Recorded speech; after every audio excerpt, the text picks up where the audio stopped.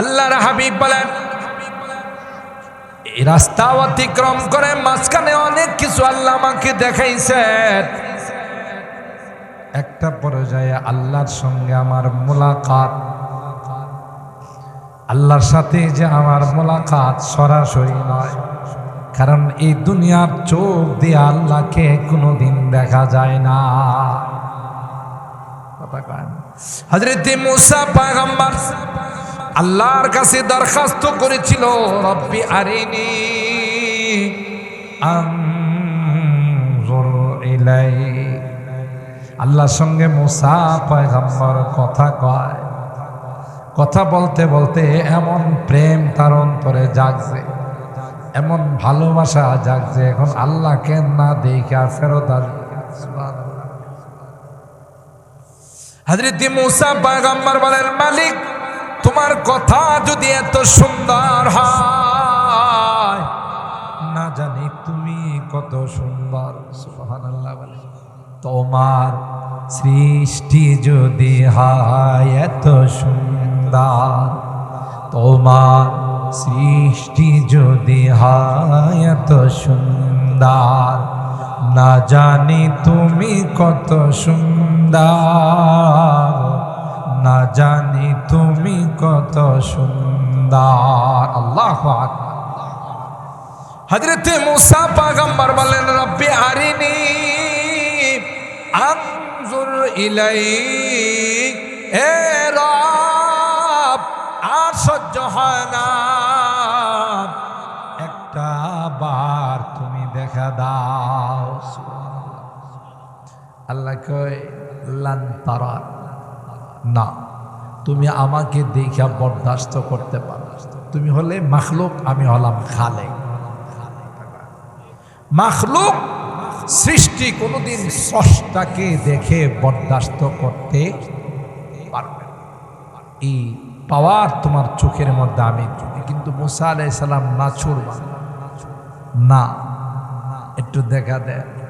রব্বি আরিনি আনজুর ইলাইক। আল্লাহ কয়, লান তারা, কখনো তুমি দেখে বরদাস্ত করতে পারো না। এরপরও তিনি তার আবদার ছাড়েন। আল্লাহকে ওয়ালাকিন ইনজুর ইলাল জাবাল ফাইন ইসতাকাররা মাকানাহু ফাসাউফা তারা। এতই যদি তোমার আকাঙ্ক্ষা থাকে, তাইলে তুমি পাহাড়ের মধ্যে আমি সামান্য কিছু তাজাল্লি নাযিল করতেছি, ওইদিকে তাকাও। তাকায় যদি তুমি স্থির থাকতে পারো, তাইলে আমাকে দেখে তুমি বরদাস্ত করতে পারো। ফালাম্মা তাজাল্লা রাব্বুহু লিল জাবাল জাআলাহু দাক্কা ওয়া খাররা মূসা সাঈকা। সামান্য আল্লাহ পাক কিছু তাজাল্লি নাযিল করলেন, মুসা পয়গম্বর ওই তাজাল্লি দেখতে দেরি হয়, বেহুশ হয়ে জমিনে পড়তে দেরি হয় না। আল্লাহু আকবার, আল্লাহু আকবার। মুহতারাম হাজিরিন, আমরা জানি পবিত্র রজব মাস অনেক বরকতময় মাস। কোরআনে কারীমে আল্লাহ রাব্বুল আলামিন যে 4টি মাসকে অন্যতম মর্যাদাওয়ালা মাস হিসাবে ঘোষণা করেছে, তার মধ্যে একটি মাস হলো রজব মাস। আর রজব মাস প্রবেশ করার সাথে সাথে উম্মতকে আল্লাহর হাবিব যে বরকতময় দোয়া শিখাইছে।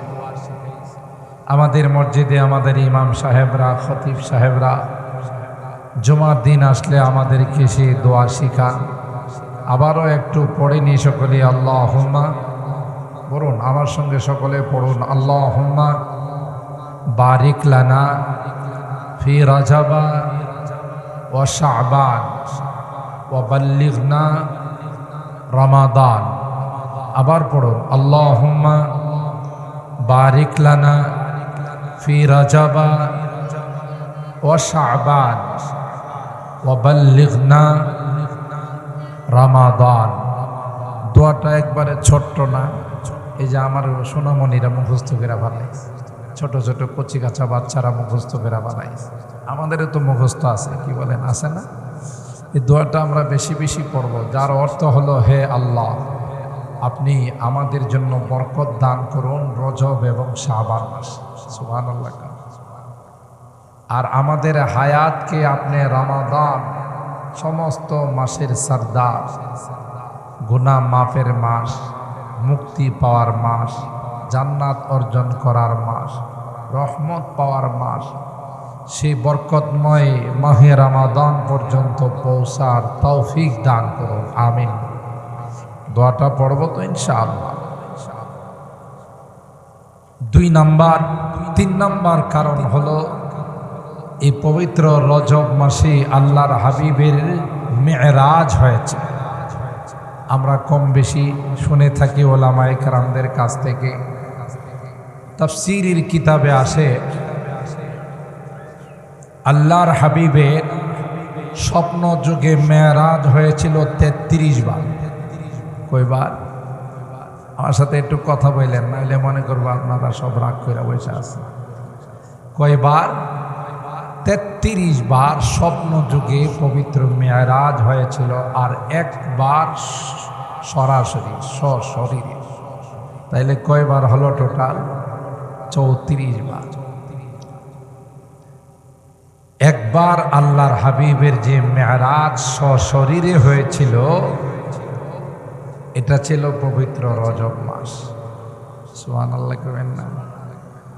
অধিকাংশ বর্ণনা অনুযায়ী রজব মাসের 27 তারিখ অর্থাৎ 26 তারিখ দিবাগত রাত। আরবিতে যেহেতু রাত আগে আসে, দিন পরে আসে, সেজন্যে 27শে রজব অধিক বর্ণনা অনুযায়ী আল্লাহর হাবিবের পবিত্র মেরাজ হয়েছে।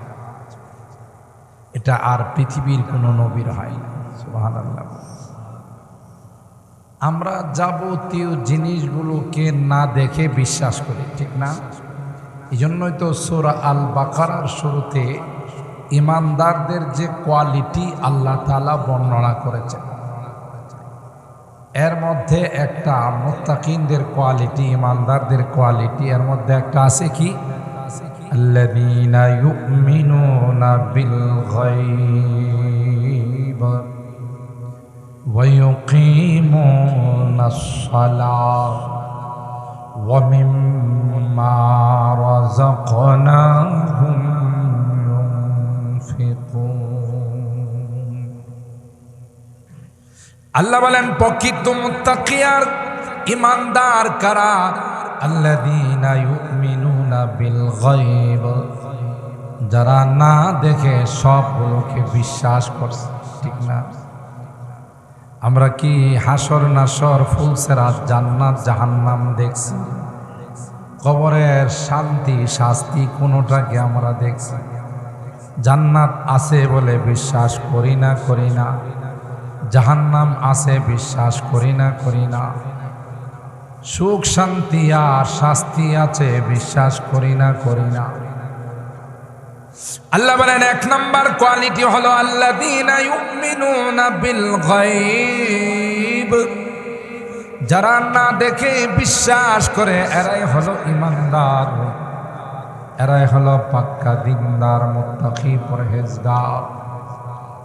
এই ভাই আল্লাহ ডাক দেয়া কয়, বিশ্বের মধ্যে সবচাইতে যিনি সত্যবাদী, তার মতো সত্যবাদী আসমানের নিচে জমিনের উপরে দ্বিতীয় কেউ না গাই, তিনি আর কেউ না, তিনি হলেন আমার বিশ্বনবী রহমতে আলাম হযরতে মুহাম্মদুর রাসূলুল্লাহ সাল্লাল্লাহু আলাইহি ওয়াসাল্লাম। আল্লাহ ডাক দেয়া কয়, পয়গম্বর, আপনার উম্মত যেগুলো না দেখে বিশ্বাস করেছে, আমি আল্লাহ বাস্তবে সবগুলো আপনাকে শর্ট টাইমের মধ্যে দেখাইয়া আবার পুনরায় আপনাকে মক্কার জমিনে ফেরত পাঠাইলাম। আমাদের সমাজে এক শ্রেণীর শিক্ষিত শয়তান আছে, শিক্ষিত শয়তান কি কয়, যা দেখি না তা মানি না। আছে না? যা দেখি না তা বিশ্বাস করি না। এরে বলতেইব যা দেখো না তা বিশ্বাস কর না। তুমি তো তোমার মা বাবার মিলনের মাধ্যমে দুনিয়াতে আসছো, এটা কি তুমি বিশ্বাস করো? এখন হ্যাঁ যদি কই বিশ্বাস করি, তুমি কি দেখছিলা মিলনের সময়? আর যদি কেউ বিশ্বাস করি না, তাহলে তো বলবো যে হারামজাদা, কথা পায় না। তার কাছে দুইটা অপশন রাখতে হবে। তুমি যে তোমার মা বাবার মিলনের মাধ্যমে পৃথিবীতে আসছো, তুমি দেখছো না দেখছো? যদি কয় আমি দেখি নাই, তাহলে বিশ্বাস করো কি না তুমি তোমার মা বাবার মাধ্যমে আসছো? হ্যাঁ কি করবো? যদি কই বিশ্বাস করি না, তাহলে তুই আস্তা হারামজাদা, জারক সন্তান। আর যদি কই বিশ্বাস করি, তাহলে তুই দেখছস? তো ওইটা না দেখে যদি বিশ্বাস করস, কোরআন সুন্নাহর এই সকল আলোচনাগুলো যা দেখো না, এগুলো তুমি বিশ্বাস করবা না কেন? কথা কয় না। 2 নাম্বার প্রশ্ন করতে হইব, তোমার পিছনে যে একটা পিঠ আছে, এটা তুমি দেখো? কথা পায় না। আমাদের প্রত্যেকের পিছনে পিঠ আছে না? পিঠটাকে আমরা দেখি আয়নার সাহায্যে দেখা লাগে। পিঠের মধ্যে কোনো দাগ টাগ লাগছে কিনা, এই পাশে একটা আয়না, ওই পাশে একটা আয়না থাকলে কিছুটা দেখা যায়। সরাসরি তো দেখা যায়। তাহলে ওরা বলতে বুঝে ধারালো ছুরি দিয়ে তোমার পিঠটা কাইটা পারবো, কারণ যা দেখি না তা মানি না, তোমার পিঠ নাই। কথা কয় না। হযরত বড় হুজুর রহমতুল্লাহ আলাইহি মাঝে মধ্যে সুন্দর সুন্দর এই কথাগুলো বলতেন। কিছু ভণ্ডরা আছে না, নামাজের মতো নামাজ একবার পড়লেই চলে।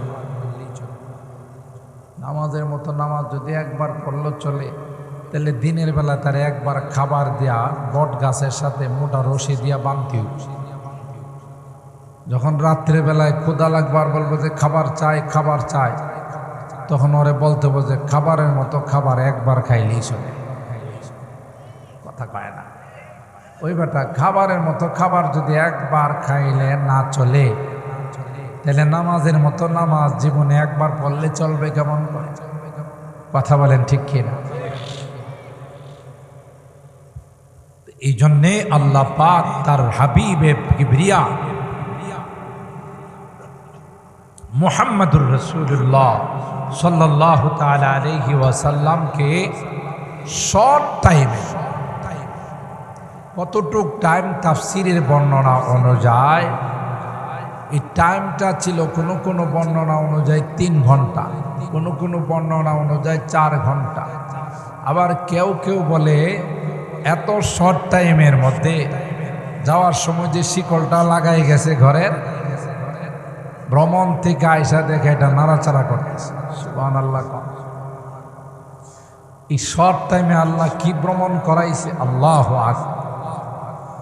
হুজুর সাল্লাল্লাহু আলাইহি সাল্লাম উম্মে হানির ঘরে শুয়েছে। উম্মে হানির ঘরটা হলো, এখন তো কোনো নিদর্শন চিহ্ন নাই, উম্মে হানির ঘরটা হলো খানায়ে কাবার পশ্চিম দিকে।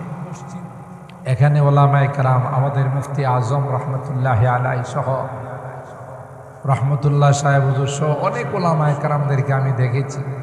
দেশের বড় বড় ওলামায়ে কেরাম ওখানে গিয়ে বসতেন, নামাজ পড়তেন, তাসবিহ তাহলিল করতেন, কোরআন তেলাওয়াত করতেন। উম্মে হানির ঘরের থেকে 2 জনে আল্লাহর হাবিবকে 2 ফেরেশতা, একজনের নাম হলো জিবরাইল, আরেকজনের নাম হলো মিকাইল, 2 ফেরেশতা ঘরে নিয়ে আসছেন হাতিমে কাবা। কাবা শরীফের উত্তর দিকে দেখবেন একটা প্রাচীর দেওয়া আছে, দেখছেন না? যারা হজ উমরা করতে গেছেন, একটা প্রাচীর দেওয়া আছে মার্বেল পাথর দিয়ে। এটাকে হাতিমে কাবা বলে। এটা কাবার অংশ ছিল। কুরাইশদের অর্থ সংকুলান না হওয়ার কারণে কাবাটাকে ছোট করে এটা কাবার বাহিরে ফেলে দিয়েছে। এই জন্য হাদিসের মধ্যে আসে, কেউ যদি হাতিমে কাবাতে নামাজ পড়ে, সে যেন সরাসরি কাবার ভিতরে নামাজ পড়ছে। দেখবেন ওখানে নামাজ পড়ার জন্য কি যে ধাক্কা ধাক্কিটা হয়, সেনাবাহিনী কন্ট্রোল করতে পারে না, আউট অফ দ্য কন্ট্রোল। সবাই চায় যে 2 রাকাত নামাজ পড়ি, মানে খানায় কাবার ভিতরে নামাজ পড়ি। ঠিক কিনা বলে? হাতিমে কাবাতে নিয়ে শোয়াইছে। আল্লাহর হাবিবকে ওখানে শোয়া ওপেন হার্ট সার্জারি করছে, বাইপাস সার্জারি। প্রধান অধ্যাপক হলেন জিবরাইল আর সহকারী অধ্যাপক হলেন মিকাইল এই অপারেশনের মধ্যে। আর যে ক্লিনিকে আল্লাহর হাবিবের এই বাইপাস সার্জারি হয়েছে, ক্লিনিকের নাম হলো হাতিমে কাবা। আর এর জন্য যে মেডিসিন ব্যবহার করছেন এটা হলো আবে জমজম, জমজমের পানি। সুবহানাল্লাহ কইবেন না? সেই লম্বা আলোচনার সময় শর্ট, আমি শুধু আপনাদেরকে ইশারা দিয়ে যাচ্ছি। আপনারা যেহেতু শহরের মানুষ, শিক্ষিত মানুষ, রাসূল আকরাম সাল্লাল্লাহু তাআলা আলাইহি ওয়াসাল্লামের জীবনে ওপেন হার্ট সার্জারি এটা হয়েছিল 3 বার। কয়বার? একবার একেবারে ছোটকালে, বাচ্চা যখন ছিলেন, তার দ্বারা যেন বাচ্চা সুলভ আচরণ না হয়। বাচ্চারা দেখেন না কত দুষ্টুমি করে, কত লাফালাফি করে। যদিও এখানকার বাচ্চারা খুব শান্ত, মাশাআল্লাহ, এরা চুপচাপ বসে আছে। সামনে যে কিছু কাজ করতেছে না তা নয়, অল্প করতেছে আর কি। সামনে বসে এরা কিছু কাজ করতেছে। এই বাচ্চারা, তোমাদের বয়ান চলতেছে, তোমরা খেলাধুলা করতেছে। এরা সামনে বসে অপশন না, একজনের চারজনের কাছে দিতেছে। তো বাচ্চা সুলভ আচরণ আছে না নাই? ছোটকালে বাচ্চা সুলভ যে আচরণ, এটা যেন আল্লাহর হাবিবের দ্বারা প্রকাশ না পায়। আল্লাহর হাবিবের দ্বারা যেন প্রকাশ না পায়, এই জন্য ছোটকালে একটা ওপেন হার্ট সার্জারি হয়েছিল। যখন আল্লাহর হাবিব হযরতে হালিমাতুস সাদিয়া রাদিয়াল্লাহু তাআলা আনহার বাড়িতে দুধ পান করার, দুধ ভাই আব্দুল্লাহ সাহেব দুম্বারা খালি করতে গেছে। ওই সময় জিবরাইল আমিন এসে ওপেন হার্ট সার্জারি করছেন। আব্দুল্লাহ দিছে দৌড়, হায় হায়, গিয়ে বলতেছে, মা, আমার দুধ ভাইকে কে যেন আইসা শোয়া আরে মাইরা ফালাইছে। ছোট মানুষ তো। হালিমাতুস সাদিয়া রাদিয়াল্লাহু তাআলা আনহা পাগলের মতো দৌড়ায় চলে আসছে। হায় হায়, আমার শিশু মোহাম্মদকে কে বা কারা মাইরা ফালাইছে, খবর নিতে আসছে। আইসা দেখে আল্লাহর নবী সুস্থ দিব্যি আরামে বসে। হযরতে হালিমাতুস সাদিয়া রাদিয়াল্লাহু তাআলা আনহা আল্লাহর হাবিবকে ডাক দেয়া কয়, মুহাম্মদ, তোমার ভাই বলল তোমাকে কে না কে এসে শোয়াইছে, তোমার বুক ছিঁড়ে ফেলছে। বাবা কি হয়েছে বলো? আল্লাহর হাবিব ডাক দেয়া কয়, মা, কে যেন আসছিল, আমার এই কাজ করছে, আমি মুঠো ব্যথা পাই না। মানুষের ওপেন হার্ট সার্জারি, মানুষের অপারেশন, আর মালিকের অপারেশন, তার মধ্যে বেশ কম আছে না নাই? জুড়ে বলে। জাগতিক ডাক্তাররা কোনো অপারেশন করলে কখনো ভুলে তার ভিতরে কেসি রাইখা দেয়। অপারেশনের রোগী ব্যথা অনুভব করে, ডাক্তারের কাছে গিয়ে কয়, ডাক্তার সাহেব, ব্যথা প্রচন্ড করে সহ্য করতে পারি না। ডাক্তার তাকে বুঝতে, মেজর অপারেশন, বড় অপারেশন, একটু তো কষ্ট হবে, হাই অ্যান্টিবায়োটিক দিছি, শুকাই যাবে। কয় না, শুকানোর কোনো লক্ষণ দেখি না। দ্বিতীয় পর্যায়ে যখন আল্ট্রাসোনোগ্রাম করা হয়, মেশিনে দেখা যায় আস্তা কেসি রাইখাই সেলাই মাইরা দিছে। এটা তো ব্রাহ্মণবাড়িয়া ঘটে না, অন্যান্য জায়গায় ঘটে। কথা কয় না, খবরের কাগজে আসে না, ফেসবুকে আসে, মিডিয়াতে চলে আসে। নানা কুদরতি অপারেশন। হযরতে আদমকে আল্লাহ পাক কুদরতি অপারেশন করেছেন। হযরতে আদমকে অপারেশন করে মা হাওয়াকে বানাইছেন। আদম আলাইহিস সালাম মোটেও টের পায় নাই। সুবহানাল্লাহ। এভাবে আল্লাহর হাবিবকে আল্লাহ অপারেশন করেছেন। না না মা, মোটেও আমি টের পাই নাই। সুবহানাল্লাহ বলে। 2 নাম্বার ওপেন হার্ট সার্জারি হয়েছিল পয়গম্বরের যৌবনকালে। আমার যুবকরা অনেক সময় পাগলামি করে, অনেকে সঙ্গ দোষে নেশা করে, জুয়া খেলে, গার্লফ্রেন্ডকে নিয়ে ঘোরাফেরা করে। কথা বলেন ঠিক কিনা? যদিও আমার খয়াসারের যুবকরা অনেক ভালো, এরা এই সকল ধান্দাবাজি দেয় না, এরা মাহফিল নিয়ে ব্যস্ত। কথা বলেন ঠিক কিনা? আমার যুবকরা মাহফিলে বসা আছে, কিন্তু যৌবনকালটা একটা পাগলা কাল। যৌবনকালটা আউট অফ দ্য কন্ট্রোল। কথা বলেন ঠিক কিনা? অনেক সময় পাগলামি করে, গান শুনে, মদ খায়, জুয়া খেলে, আরো বিভিন্ন রকমের অসামাজিক কার্যকলাপে লিপ্ত হয়। আল্লাহর হাবিবের দ্বিতীয় অপারেশন যৌবনকালে হয়েছিল, যেন যৌবনের পাগলামি আল্লাহর পয়গম্বরের দ্বারা প্রকাশ না পায়। আমার ভাইরা 3 নাম্বার ওপেন হার্ট সার্জারি হয়েছিল মেরাজে যাওয়ার সময়। আল্লাহর হাবিব বলেন, আমাকে 2 জন ফেরেশতা ধরে হাতিমে কাবায় নিয়ে আসলো, আমাকে শোয়াইল। বাইপাস সার্জারি করছে, বুক ছিঁড়ে কি যেন ভিতর থেকে বের করলো। এরপরে এটাকে ভালো করে জমজমের পানি দিয়া ধৌত। আর ভাইরা, এরপরে আল্লাহর হাবিবের অপারেশন শেষ হয়ে গেল। 3 নাম্বার এই ওপেন হার্ট সার্জারির মধ্যে যিনি প্রধান ডাক্তার ছিলেন হযরতে জিবরাইল, সেকেন্ড ম্যান যিনি ছিলেন হযরতে মিকাইল, আর হাসপাতালের নাম ছিল হাতিমে কাবা। যে মেডিসিনটা ওখানে ব্যবহার করেছেন, ওই মেডিসিনের নাম হলো আবে জমজম। এর কারণ ছিল আল্লাহর হাবিবের বিশাল সফর, বাইতুল্লাহ থেকে বাইতুল মুকাদ্দাস, বাইতুল মুকাদ্দাস থেকে প্রথম, দ্বিতীয়, তৃতীয়, চতুর্থ, পঞ্চম, ষষ্ঠ, সপ্তম, জান্নাতুল মাওয়া, সিদরাতুল মুনতাহা, সবগুলো ভ্রমণ করাবেন। তাই ভ্রমণ করার মতো যেন পাওয়ার তার মধ্যে চলে আসে। এখন তো বিজ্ঞানের যুগ, যারা চাঁদের দেশে যাইতে যায় 1 মাস তাদের বিশেষ প্রশিক্ষণ নিতে হয়, ঠিক না? কোথায় যাবে? চাঁদের দেশে যাবে।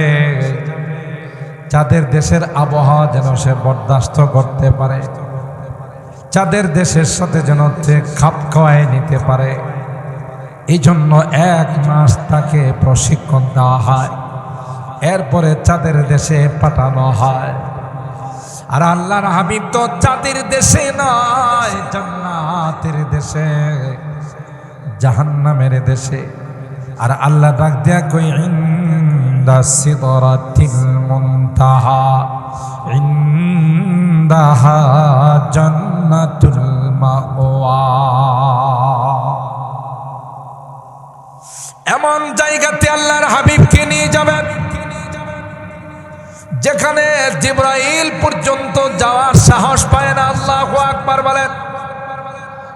একটা পর্যায়ে জিবরাইল কয়, পাগম্বর अगर एक सरे मुए बरतर फरा फरुगे तजल्ली बसुजद फरा, আমি যদি একটা চুল পরিমাণ সামনের দিকে আগাই, তাইলে আল্লাহর তাজাল্লির নূর আমার সবগুলো পরকে জ্বালায়া ছাই করে দিবে। সুবহানাল্লাহ বলে, ঠিক কিনা বলে?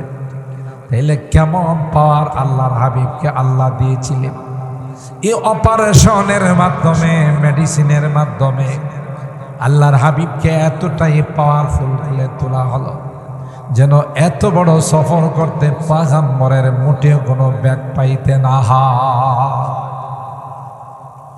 আমার ভাইরা, আল্লাহ পাক কোরআনের মধ্যে বলেন, সুবহানাল্লাযী আসরা বিআবদিহি লাইলাম মিনাল মাসজিদিল হারাম ইলাল মাসজিদিল আকসা الذي باركنا حوله لنريه من آياتنا إنه هو السميع البصير الله أكبر পবিত্র এই সত্তা الذي أسرى بعبده, যিনি রাত্রিকালীন ভ্রমণ করাইলেন। উলামায়ে কেরাম জানেন তাফসীরের পরিভাষা, আসরা শব্দের অর্থ হইল রাত্রিকালীন ভ্রমণ, কিন্তু যদি এখানে লাইলান শব্দ যোগ করা না হতো তাইলে কেউ ভাবতো যে গোটা রাত মনে হয় ভ্রমণ করছে। আল্লাহ লাইলাম শব্দটা এখানে দিয়ে বলেন, না না, গোটা রাত্র নয় রে, সামান্য কিছু সময় আমি আল্লাহ ভ্রমণ করাইয়া আমার হাবিবকে পুনরায় মক্কাতে ফেরত পাঠাইলাম। লাইলান, রাত্রের সামান্য কিছু সময়। বলুন তো দেখি, একমাত্র আল্লাহ ব্যতীত কারো পক্ষে সম্ভব? মক্কা থেকে জেরুজালেম, বাইতুল মুকাদ্দাস,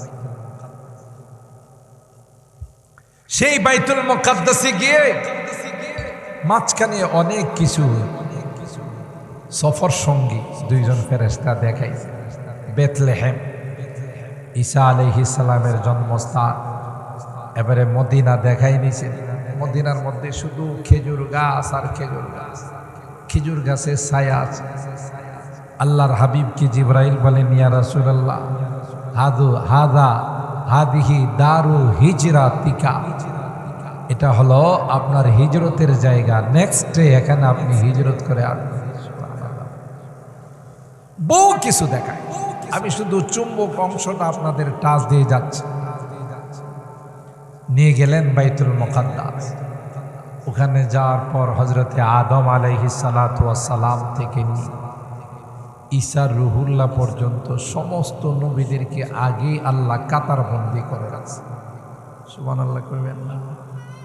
বোঝা গেছে আপনারা মনে রোজা রাইখা আইছেন সবাই, এই জন্য জোরে সুবহানাল্লাহ কন। আর একটু জোরে কন সুবহানাল্লাহ, আর একটু জোরে বলেন সুবহানাল্লাহ।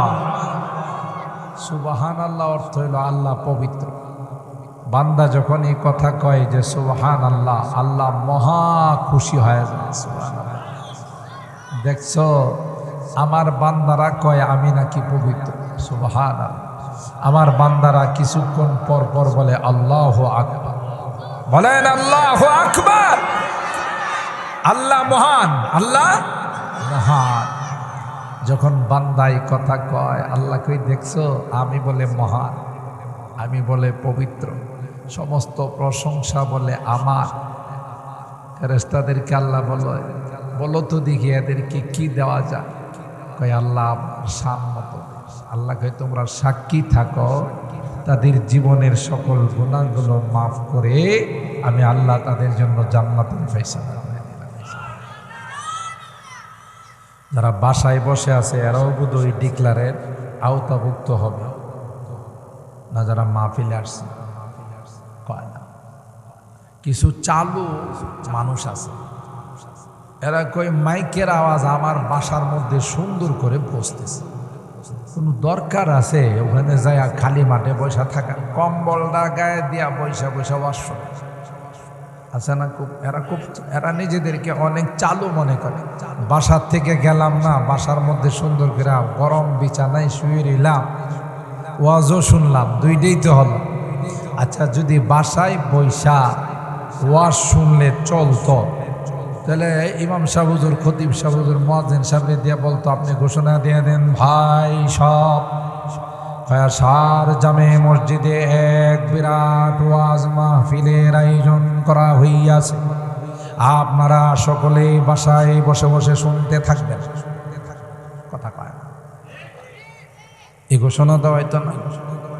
কম বলেন, নিচে বসে বসে আরামে শুনবেন। কাউকে মসজিদের সামনে আসা লাগবে না। কথা কয় না। তাইলে বুঝা গেল এই সকল দিনের কথা শোনার জন্য জান্নাতি প্যান্ডেলে আসা লাগে। ঠিক কিনা বলেন? না, ঘরে বসেই শোনা যায় না, বাসায় বসে শোনা যায় না। ওখানে রহমত নাজিল হয় না, রহমত নাজিল হয় এই প্যান্ডেলের নিচে, সামিয়ানার নিচে। ঠিক কিনা বলেন?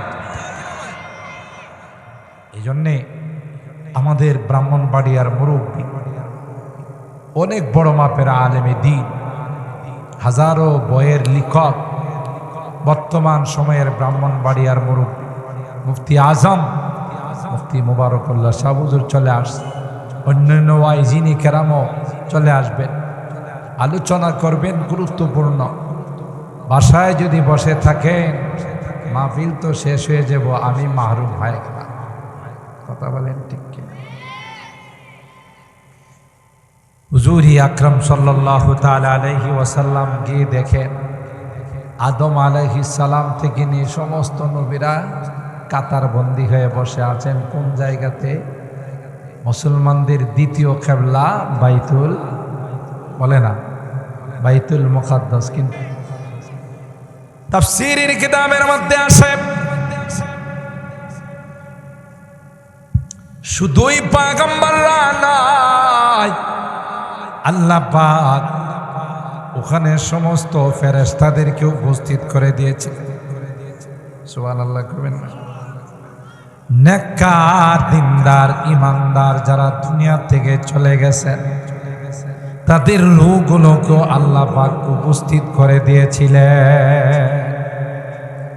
হযরত জিবরাইল আমিন বললেন, পয়গম্বর যান যান, আপনার জন্য সবাই অপেক্ষমান, আপনি ইমামতি করেন।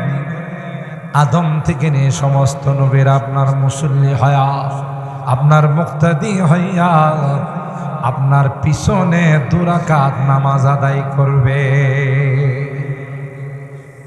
তো সমস্ত নবীদের ইমামকে আমাদের রহমতে আলম হযরত মুহাম্মদুর রাসূলুল্লাহ সাল্লাল্লাহু আলাইহি ওয়াসাল্লাম, ঠিক কিনা বলেন? মুহাম্মদুর রাসূলুল্লাহ সাল্লাল্লাহু আলাইহি ওয়াসাল্লাম সমস্ত নবীদের ইমামতি করছেন কে? আমার। সমস্ত ফেরেশতাদের ইমামতি করছেন আমার, আমাদের নবী। সমস্ত মুমিনদের ইমামতি করছেন আমাদের নবী। সুবহানাল্লাহ জোরে বলেন ঠিক কিনা? ওই দিন ইমামতি করাইয়া আল্লাহ বুঝাইছেন যে আমার নবীর উপর পৃথিবীর কাহারও মর্যাদা নাই, আমার পরে আমার নবীর মর্যাদা। আল্লাহু আকবার। মুহতারাম হাজিরিন, হযরত জিবরাইল কয়, হুজুর মুসাফা করে তাড়াতাড়ি যাইতে অনেক দূরে, রাস্তা কিন্তু অনেক দূর। সুবহানাল্লাহ। আদম আলাইহিস সালাম থেকে নিয়ে সমস্ত নবীদের সঙ্গে মুসাফা, মোলাকাত, সাক্ষাৎ। এরপরে আরেক নতুন বাহন আসছে মক্কা থেকে বাইতুল মুকাদ্দাস, যে বাহনে করে গেছেন ওই বাহনের নাম ছিল বুরাক। আর ওখান থেকে আবার আল্লাহর পক্ষ থেকে কুদরতি সিঁড়ি আসছে। কোনো কোনো বর্ণনায় বলা হয় কুদরতি বাহন আসছে দুলদুল। আর কোরআন এবং সুন্নাহর পরিভাষায় মেরাজ। মেরাজ হলো আল্লাহর পক্ষ থেকে কুদরতি সিঁড়ি দিয়া প্রথম আসমান, দ্বিতীয়, তৃতীয়, চতুর্থ, পঞ্চম, ষষ্ঠম, সপ্তম, সব যত উপরে যাওয়া লাগে আল্লাহ সেই ব্যবস্থা করছেন। সুবহানাল্লাহ। হযরত জিবরাইল আর মিকাইল সফর সঙ্গে প্রথম আসমানে গিয়ে বললেন, এই দরওয়াজা খুলুন। প্রথম আসমান থেকে বলা হলো, কে গো তোমরা দরওয়াজা খোলার জন্য বললা? বলল, আনা জিবরাইল, আমি হলাম জিবরাইল, আমার সঙ্গে ভাই মিকাইল। তোমার সঙ্গে আর কে আছে? বলল আমার সঙ্গে আছেন গোটা বিশ্বের সরদার, কুল কায়নাতের লিডার, আকায়ে নামদার, তাজদারে মদিনা, হযরতে মুহাম্মদুর রাসূলুল্লাহ সাল্লাল্লাহু আলাইহি ওয়াসাল্লাম। গেট খুলে দিলেন, সুবহানাল্লাহ। হযরতে আদম হাত বাড়াইয়া মুসাফা করলেন আর বললেন, বাবা তুমি আসবে রে, তাই তো দীর্ঘদিন পর্যন্ত তোমার জন্য আমি অপেক্ষমান। মারহাবা বিল ইবনি সালেহ। আমার এই সন্তান যদি না থাকতো তাহলে আমি আদমের কোনো মর্যাদাই থাকতো না। সুবহানাল্লাহ। आदम के लिए फख्री आली नसबी है, आदम के लिए फख्री आली नसबी है, मक्की मदनी हाशिमी व मुत्तलबी है, पाकीज़ा तरज़ अर्श समा जन्नत फिरदौस, पाकीज़ा तरज़ अर्श समा जन्नत फिरदौस, आराम गाहे पाक रसूल अरबी है। अल्लाह अकबर। मुफस्सिरीन केराम लेखेन, हजरत आदम आलैहिस सालाम যদি জানতেন যে আমি এই গাছের ফল খাইলে দুনিয়াতে যাব আর আমার বংশ থেকে মুহাম্মদুর রাসূলুল্লাহর আগমন ঘটবে, মুফাসসিরিন কেরাম লেখেন তাহলে হযরতে আদম গাছের ফল নয়, মূল শিকড়টা খায় ফেলাই। সুবহানাল্লাহ।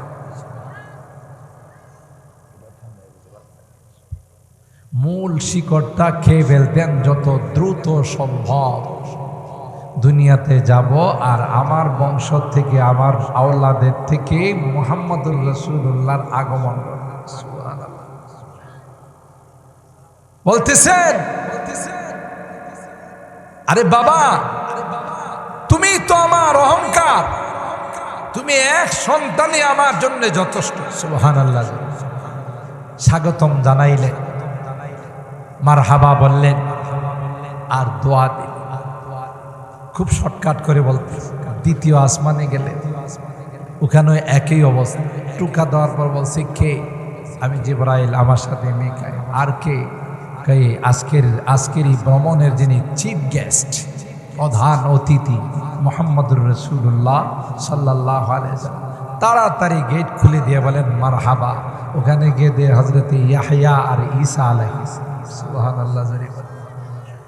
ওনারা দুইজন আল্লাহ প্রত্যেক আসমানে এইভাবে এক এক আসমানে হারুন আলাইহিস সালাম, আরেক আসমানে মুসা আলাইহিস সালাম, আরেক আসমানে ইদ্রিস আলাইহিস সালাম, আরেক আসমানে ইব্রাহিম খলিলুল্লাহ।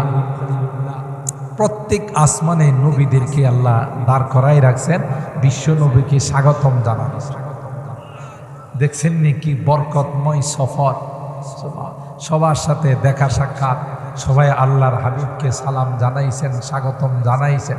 আমি শর্ট করে বলতেছি, যেহেতু আমার টাইম আছে মাত্র আর 10 মিনিট।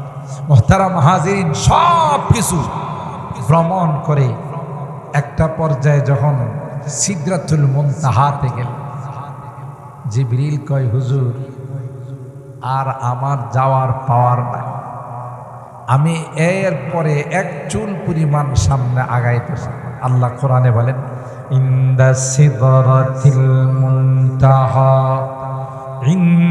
ইনদাহা জান্নাতুল মাওয়া ইয ইয়াগশাস সিদরাতা মা ইয়াগশা মা যাগাল বাসারু ওয়া মা তাগা।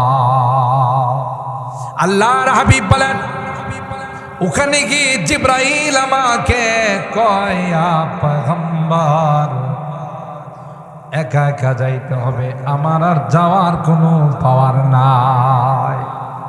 দুই পাশে বড়ই গাছ, এক একটা বড়ই গাছের পাতাগুলো হলো হাতির কানের মতো। সুবহানাল্লাহ কয় না? তাইলে যে বড়ই গাছের পাতা হাতির কানের মতো হয়, বড়ইটা কত বড় হবে? বিশাল বড় বড় মটকা আছে না, মটকার মতো এক একটা বড়। এই জন্য আমার ভাইরা, মানুষ যখন মারা যায় দেখবেন বড়ই পাতা দিয়া পানি গরম করে, খয়াসারে করে না। নিম পাতা, বড়ই পাতা, এই জন্য বড়ই পাতা দিয়ে পানিটা গরম করা হয়, কারণ জান্নাতে যাওয়ার দুই পাশে রাস্তার মধ্যে আল্লাহ বড়ই গাছ লাগাই রাখছেন। সুবহানাল্লাহ। আল্লাহর হাবিব বলেন, এই রাস্তা অতিক্রম করে মাঝখানে অনেক কিছু আল্লাহ আমাকে দেখাইছেন। একটা পর্যায়ে আল্লাহর সঙ্গে আমার মোলাকাত, আল্লাহর সাথে যে আমার মোলাকাত সরাসরি নয়, কারণ এই দুনিয়ার চোখ দিয়ে আল্লাহকে কোনোদিন দেখা যায় না। হযরত মুসা পয়গম্বর আল্লাহর কাছে দরখাস্ত করেছিল, রব্বি আরিনি আনজুর ইলাই। আল্লাহর সঙ্গে মুসা পয়গম্বর কথা কয়, কথা বলতে বলতে এমন প্রেম তার অন্তরে জাগছে, এমন ভালোবাসা জাগছে, এখন আল্লাহকে না দেখা ফেরত আসবে। হযরত মুসা পয়গম্বর বলেন, মালিক তোমার কথা যদি এত সুন্দর হয়, না জানি তুমি কত সুন্দর। সুবহানাল্লাহ বলে, তোমার সৃষ্টি যদি হয় এত সুন্দর, তোমার সৃষ্টি যদি হয় এত সুন্দর, না জানি তুমি কত সুন্দর, না জানি তুমি কত সুন্দর। আল্লাহু আকবার। হযরত মুসা পয়গম্বর বলেন, রব্বি আরিনি আনজুর ইলাইক। এ রব, আর সহ্য হয় না, একটা বার তুমি দেখা দাও। আল্লাহ কয়, লান তারা, না তুমি আমাকে দেখা বরদাস্ত করতে পারো। তুমি হলে মাখলুক, আমি হলাম খালেক। মাখলুক সৃষ্টি কোনোদিন স্রষ্টাকে দেখে বরদাস্ত করতে পারবে না। এই পাওয়ার তোমার চোখের মধ্যে আমি, কিন্তু মুসা আলাইহিস সালাম না ছুড়বা না, একটু দেখা দেয়। রব্বি আরিনি আনজুর ইলাইক। আল্লাহ কয়, লান তারা, কখনো তুমি দেখে বরদাস্ত করতে পারো। এরপরও তিনি তার আবদার ছাড়েন। আল্লাহকে ওয়ালাকিন ইনজুর ইলাল জাবাল ফাইন ইসতাকাররা মাকানাহু ফাসাউফা তারা। এতই যদি তোমার আকাঙ্ক্ষা থাকে, তাইলে তুমি পাহাড়ের মধ্যে আমি সামান্য কিছু তাজাল্লি নাযিল করতেছি, ওইদিকে তাকাও। তাকায় যদি তুমি স্থির থাকতে পারো, তাইলে আমাকে দেখে তুমি বরদাস্ত করতে পারো। ফালাম্মা তাজাল্লা রাব্বুহু লিল জাবাল জাআলাহু দাক্কা ওয়া খাররা মূসা সাঈকা। সামান্য আল্লাহ পাক কিছু তাজাল্লি নাযিল করলেন, মূসা পয়গম্বর ওই তাজাল্লি দেখতে দেরি হয়, বেহুশ হয়ে জমিনে পড়তে দেরি হয় না। আল্লাহু আকবার, আল্লাহু আকবার। পাহাড়টা টুকরো টুকরো হয়ে গেছে, আল্লাহর তাজাল্লি বরদাস্ত করতে পারে না। হযরত মুসা পয়গম্বর লং টাইম বেহুশ থাকা, যখন হুশ আসলো তখন আল্লাহর কাছে তওবা করে ফালাম্মা আফাকা ক্বালা সুবহানাকা তুবতু ইলাইকা ওয়া আনা আউয়ালুল মুমিনিন। হুশ আসার পরে কয়, আল্লাহ ভুল হয়ে গেছে, মাফ করে দাও। আসলে তো তুমি বলছিলা যে পারবা না, তারপরও জোর করে দেখলাম, এখন বুঝছি যে কোনোভাবেই সম্ভব। তাইলে বুঝা গেল সরাসরি আল্লাহর সঙ্গে দেখা হয় নাই। হাদিসের মধ্যে আছে ৭০,০০০ পর্দার ভিতর থেকে আল্লাহর হাবিব রবের সঙ্গে কথা বলছে। আরো জোরে বলেন সুবহানাল্লাহ। অনেক লম্বা আলোচনা শর্টকাট করে বলছি।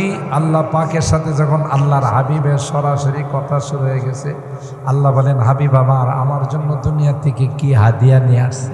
আল্লাহর হাবিব বলেন, আত্তাহিয়াতু লিল্লাহি ওয়াসসালাওয়াতু ওয়াত-তাইয়্যিবাত। কথা বলেন ঠিক কিনা? আপনার জন্য সমস্ত তাজিম, সমস্ত প্রশংসা, সমস্ত পবিত্র। আসসালামু আলাইকা আইয়ুহান নাবিয়্যু ওয়া রাহমাতুল্লাহি ওয়া বারাকাতুহু। আল্লাহ পাক তার নবীকে সালাম জানাইলেন। আল্লাহর হাবিব কয়, আল্লাহ শুধু আমারে সালাম জানাইলেন, আমার উম্মত যে রাইখে আসলাম ওগো সালাম দিবেন না? দেখছে, মূল জায়গাতে গিয়েও আল্লাহর হাবিব উম্মতকে ভুলেন, আমাদেরকে ভুলেন না, আর আমরা সেই নবীকে ভুলে যাই। কত বড় হতভাগা বদমাশ! নবীর সুন্নাত নাই, নবীর কালচার নাই, নবীর আদর্শ নাই। ওই মেসির আদর্শ যুবকরা বুকে নিয়ে নিয়ে ঘুরে, রোনালদোর ড্রেস নিয়ে নিয়ে ঘুরে। রোনালদো যেভাবে চুল কাটছে এইভাবে কাটে। আরে যুবক না, তোমার আইকন হবে, তোমার মডেল হবে বিশ্বনবী রাহমাতুল্লিল আলামিন। কথা বলেন ঠিক না বেটি? নবী আমার জন্য কিয়ামতেও ভুলে না, মেরাজে গিয়েও আমাদেরকে ভুলে না, সেজদায় পড়ে পড়ে কাঁদে। সুবহানাল্লাহ। তখন আল্লাহ বলে, আল্লাহ পাকের হাবিব বলেন, আসসালামু আলাইনা ওয়া আলা ইবাদিল্লাহ বিসালিহ। এরপরে শেষ কথা, আল্লাহর হাবিব বলেন, আল্লাহ আমি তো আপনার সাথে সরাসরি কথা বলতেছি, আমার কোনো উম্মত যদি সরাসরি আপনার সাথে কথা বলতে চায়, তাইলে কোন নাম্বারে কল দিলে আপনাকে পাবেন? সুবহানাল্লাহ। তখন আল্লাহ পাক বললেন, আপনার উম্মত যদি 50 নাম্বারে কল দেয় তাইলে আমারে পাবে। নবী তো খুশি, উম্মতের কাছে 50 নাম্বার দিব, মানে 50 ওয়াক্ত নামাজ নিয়ে আসছে। মুসা নবী কয়, আল্লাহ আপনার উম্মতকে কি হাদিয়া দিছেন? হাদিসের কথা কিন্তু, গল্প নয়। বলেন, আমার উম্মতকে আল্লাহ 50 ওয়াক্ত নামাজ দিয়েছে। মুসা নবী কয়, সর্বনাশ, পারবে না, 50 ওয়াক্ত নামাজ আদায় করতে পারবে না। আল্লাহর কাছে বলেন কমাই দিতে। আমি বনি ইসরাইলকে অনেক পরীক্ষা করছি, কাজ হয় না। আল্লাহর হাবিব আল্লাহর কাছে যান, আল্লাহ 5 ওয়াক্ত করে কমান। 50 থেকে 5 মাইনাস হলে আর থাকে কত? 55। আমি আবার অঙ্কতে কাঁচা, তো এই জন্য মাঝে মধ্যে ভুল হয়ে যায়। তাহলে কত থাকে? 45। মানে আপনাদের একটু পরীক্ষা করলাম, আপনারা আমার এখানে আছেন না অন্য জায়গায় আছেন? মাশাআল্লাহ, শহরের মানুষ তো চালু। মুসা নবী কই পারবে না, আবার যা। একটা পর্যায়ে আল্লাহর হাবিব বলেন, না, বারবারে যাইতে আমার লজ্জা লাগে। আল্লাহ পাকের কাছে পরবর্তীতে গেছেন, আল্লাহ বলেন, যা 45 মাইনাস, শুধু 5 ওয়াক্ত পড়বে। সুবহানাল্লাহ। তবে শুনেন, মা ইউবাদদালুল কাউলু লাদাইয়া ওয়া মা আনা বিযাল্লামিন লিল আবিদ। ও পয়গম্বর, প্রথমে আমি 50 ওয়াক্ত নামাজ দিয়েছিলাম, আমার কথার কোনো রদবদল হয় না, আমার কথার কোনো পরিবর্তন হয় না।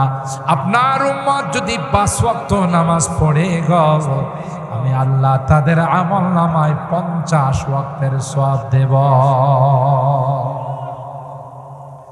আপনি যেমন আমার সঙ্গে সরাসরি কথা বলতেছেন, আপনার উম্মত যখন 5 ওয়াক্ত নামাজে দাঁড়াবে, দাঁড়ায় যখন সূরাতুল ফাতিহা তিলাওয়াত করবে, প্রথম যখন পড়বে আলহামদুলিল্লাহি রাব্বিল আলামিন, সমস্ত প্রশংসা আল্লাহর জন্যে, অপর প্রান্ত থেকে আমি আল্লাহ জবাব দিব, হামিদানি আবদি, আমার বান্দা আমার প্রশংসা করতেছে। তাহলে বোঝা গেল প্রত্যেকটা বাক্য এইভাবে পড়বে, আল্লাহ অপর প্রান্তের থেকে জবাব। তাহলে এই জন্য বলা হয় আসসালাতু মিরাজুল মুমিনিন, নামাজ হলো মুমিনদের মেরাজ। কেন? আল্লাহ নবী মেরাজে গিয়ে আল্লাহর সাথে সরাসরি কথা বলছে। মুমিন মসজিদের জায়নামাজে দাঁড়ায় গেলে, নিজের বাসার জায়নামাজে দাঁড়ায় গেলে সরাসরি আল্লাহর সাথে কথা শুরু হয়েছে।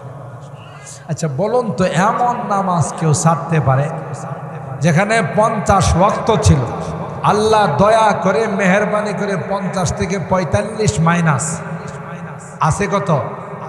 এই 5 ওয়াক্ত নামাজও যদি আমরা না পড়ি, আমাদের মতো জালেম কেউ হবে?